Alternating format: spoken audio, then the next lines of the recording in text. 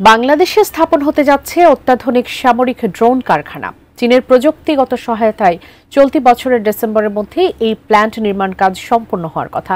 এখানে তৈরি হবে আধুনিক সামরিক মানের ড্রোন, যা দেশের প্রতিরক্ষার সক্ষমতাকে নিয়ে যাবে নতুন উচ্চতায়। বিস্তারিত আরিফ হাসানের প্রতিবেদনে। ১,৪৭,৫৭০ বর্গ কিলোমিটারের ছোট্ট ভূখণ্ড বাংলাদেশ, তবু কেবল স্থলের মধ্যেই সীমাবদ্ধ নয় এই দেশ। বঙ্গোপসাগরের বুক জুড়ে রয়েছে প্রায় ১,১৮,৮১৩ বর্গ কিলোমিটারের বিশাল সমুদ্র সীমা। সুজলা সুফলা শস্য শ্যামলা এই ভূমির রয়েছে রক্ত ঝরানো সংগ্রামের ইতিহাস।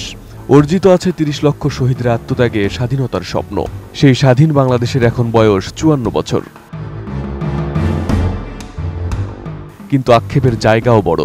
রক্তক্ষয়ী যুদ্ধে অর্জিত স্বাধীন দেশের ৫৪ বছরেও নিজের প্রতিরক্ষা সক্ষমতা আধুনিক করতে পারেনি বাংলাদেশ। বর্ডারে নির্বিচারে গুলি, সমুদ্র সীমায় অনুপ্রবেশের মতো অনেক ঘটনায় বাংলাদেশ নীরব ছিল এত বছর। কিন্তু সেনা সদস্যদের দেশপ্রেম নিয়ে প্রশ্ন ওঠেনি কখনো। তবে প্রশ্ন ছিল রাষ্ট্রীয় সক্ষমতা, প্রযুক্তি আর ব্যাকবোন নিয়ে। কিন্তু সময়ের এসেছে পরিবর্তন। স্বৈরশাসক শেখ হাসিনার পতনের পর যেন নতুন সমীকরণ তৈরি হয়েছে দেশের প্রতিরক্ষা খাতে।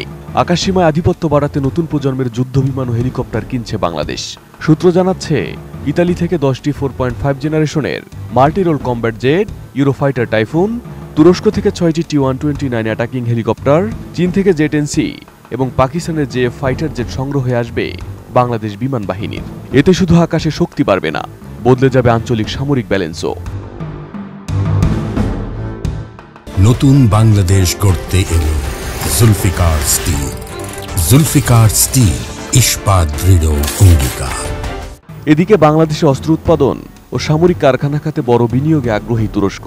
আর এর মধ্যে এসেছে সবচেয়ে বড় খবর, বাংলাদেশে তৈরি হবে নিজস্ব সামরিক ড্রোন। বাংলাদেশ বিমান বাহিনী চীনের সঙ্গে প্রযুক্তি হস্তান্তর চুক্তির মাধ্যমে স্থানীয়ভাবে ইউএভি ড্রোন উৎপাদন কারখানা স্থাপন করছে। ধারণা করা হচ্ছে চলতি বছরের ডিসেম্বরেই প্ল্যান্টের সেটআপ শেষ হবে।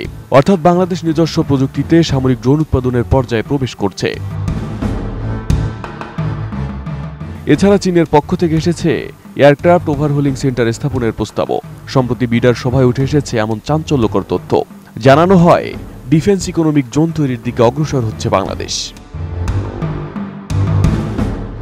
এদিকে ইতোমধ্যে অ্যারোনটিক্যাল রিসার্চ অ্যান্ড ডেভেলপমেন্ট সেন্টারে নিজস্ব নকশায় 4টি বিমান তৈরি করে সফল পরীক্ষামূলক উড্ডয়নও করেছে বাংলাদেশ।